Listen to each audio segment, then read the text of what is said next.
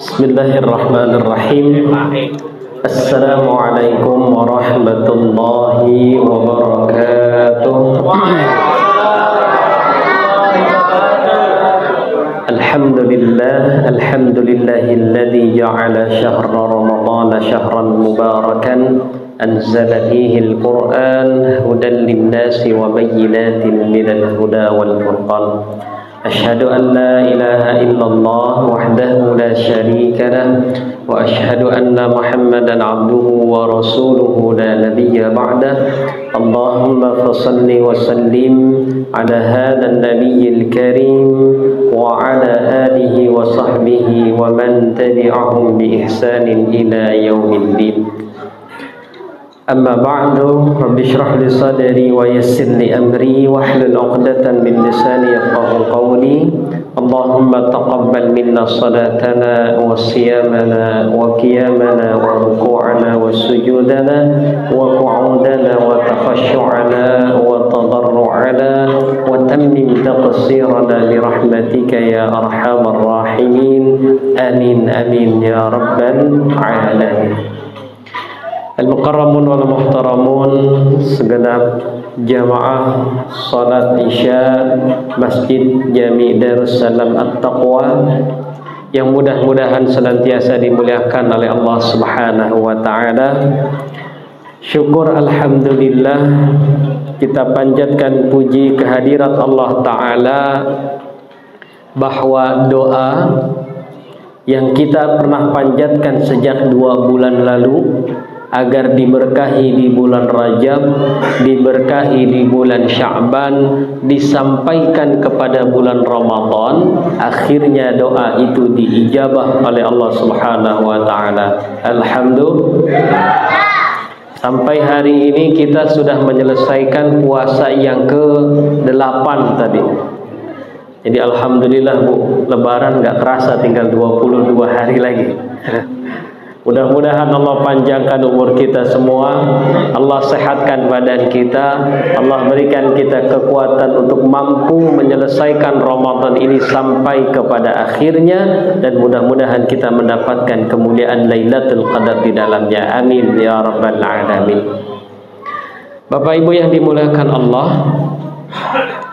ketika syariat puasa ini pertama disyariatkan oleh Allah Subhanahu wa taala, ini terjadi pada tahun kedua Hijriyah, tepatnya di bulan Sya'ban, 1 bulan sebelum Ramadan. Ini puasa pertama, dan puasa pertama bagi kaum muslimin saat itu terasa betul-betul berat. Kenapa? Karena kebiasaan yang ketika itu dilakukan oleh para kaum muslimin saat itu berbeda dengan kondisi kita sekarang. Kalau sekarang kan kita dilarang makan dan minum.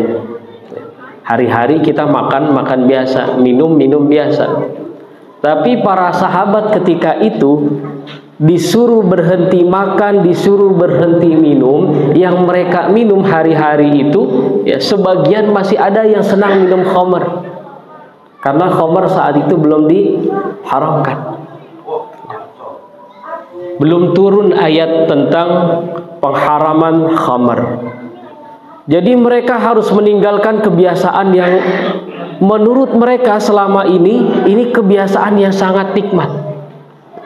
Kalau kita sekarang disuruh tidak berhubungan suami istri, ya, hari ini rata-rata kan istri kita 1. Tapi ketika itu, ya, mayoritas kaum muslimin yang ada di sekeliling Nabi Shallallahu Alaihi Wasallam itu jumlahnya lebih dari 1. Maka puasa pertama ini terasa sangat berat bagi mereka.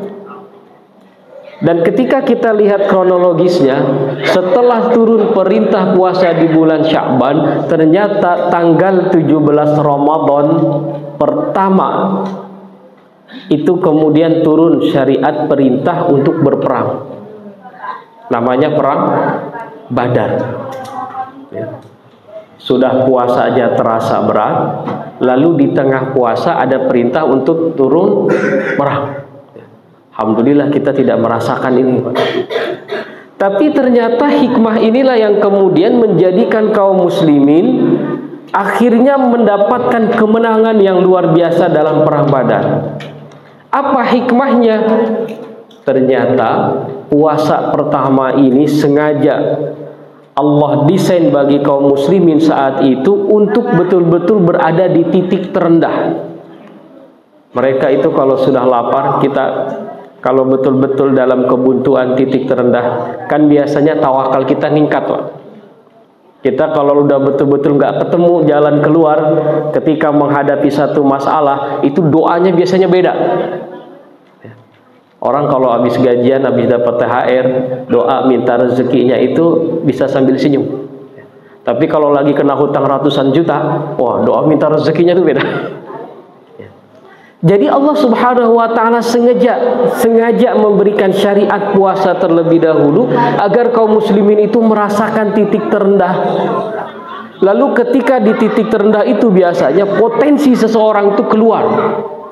Dan itulah yang terjadi ketika perang Badar. Rasulullah Shallallahu Alaihi Wasallam ketika itu bahkan pernah terucap satu doa. Kalau bahasa kita itu doanya agak ngancam. Karena di perjalanan perang Badar itu ternyata beberapa kaum muslimin yang ketika itu ingin berperang dihasut, akhirnya pulang lagi. Jumlahnya berapa akhirnya yang masuk ke medan perang, Pak? Hanya 300 orang. Begitu sampai di medan perang, berapa jumlah musuhnya? 1000. Ya. Mundur tidak mungkin. Tapi maju juga harapan menangnya kecil. Maka apa yang terjadi dalam kondisi ini? Ya, akhirnya tawakal itu meningkat tajam. Sampai Rasulullah SAW itu berdoa. Ya, kurang lebih redaksinya begini. Allahumma intuhlik hadhil isabah falan tu'bad fil ardi abadan. Ya Allah, ini kalau pasukan yang kecil 300 orang ini kalah, konsekuensinya engkau tidak akan lagi disembah sebagai Tuhan. Kan ini garda terdepan. Kalau yang 300 ini maju habis kalah, maka berhenti Islam saat itu. Jadi ini doa, tapi nadanya agak ngancam. Akhirnya apa yang terjadi? Ya, ini bahasa kita saja ya. Daripada tidak disembah lagi kan gitu sebagai Tuhan, maka Allah turunkan bala tentara yang kemudian membantu kaum muslimin menang 300 melawan 1000. Munculnya ketawakalan tingkat tinggi ini terlatih karena apa? Sebelumnya ada peristiwa tentang puasa Ramadan itu. Maka nanti syariat berikutnya setelah perang Badar, setelah selesai puasa, syariat yang muncul apa? Syariat yang turun adalah syariat tentang zakat. Jadi ada korelasinya. 1 bulan kaum muslimin dibuat lapar, dibuat haus, dan di situ kita merasakan ternyata haus lapar itu nggak enak, Pak ya. Maka turun perintah zakat, maksudnya apa? Agar kita ketika ingin berzakat nanti kita bisa merasakan. Ya, kalau kita puasa, Pak, nahan lapar, Bu. Lapar kita itu cuma 12 jam, 13 jam.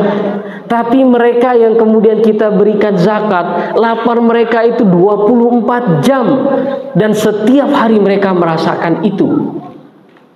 Maka dengan puasa ini Allah ingin ajak kita untuk merasakan apa yang dirasakan oleh mereka. Akhirnya nanti ketika kita mengeluarkan zakat kita bisa merasakan, oh, itu yang mereka rasakan selama ini.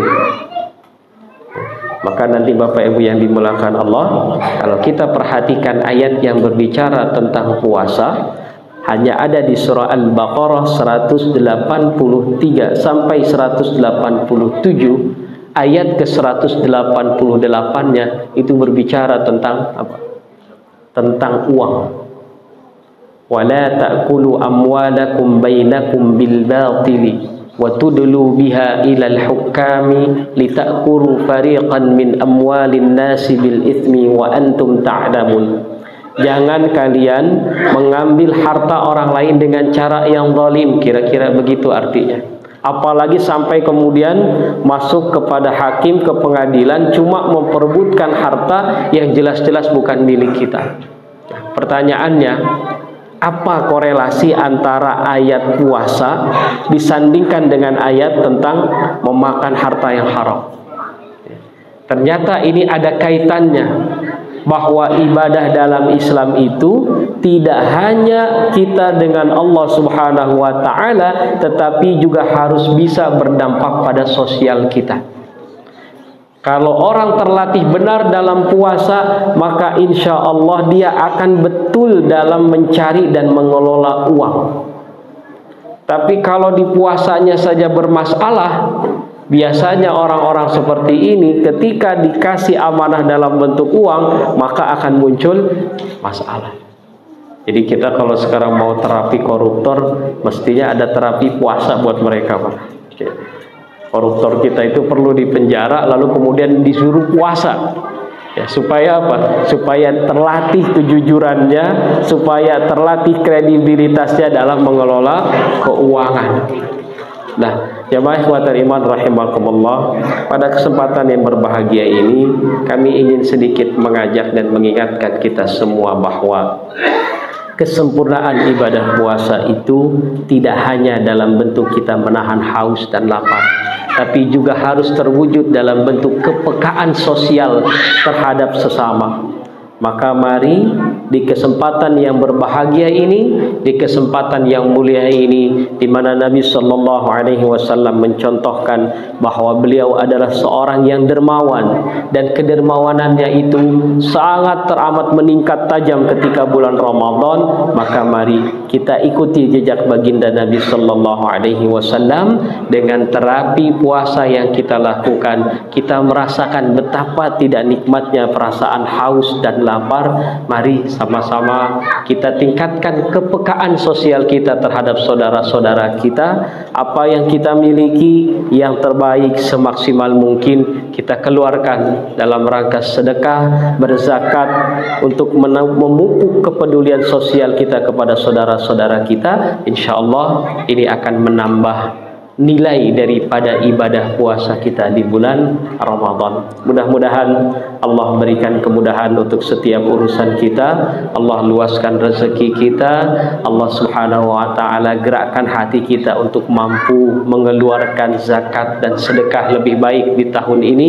Dan mudah-mudahan kita doakan saudara-saudara kita yang saat ini terkena musibah, saudara-saudara kita yang kemarin belum lama terkena musibah banjir, Allah cabut kenikmatan dalam bentuk harta. Semoga Allah Subhanahu wa ta'ala berikan ketabahan, dan semoga ini menjadi salah satu pemantik untuk kita lebih peka lagi di bulan Ramadan melihat saudara-saudara kita yang terkena musibah, maka timbul empati dari kita untuk berderma lebih banyak lagi.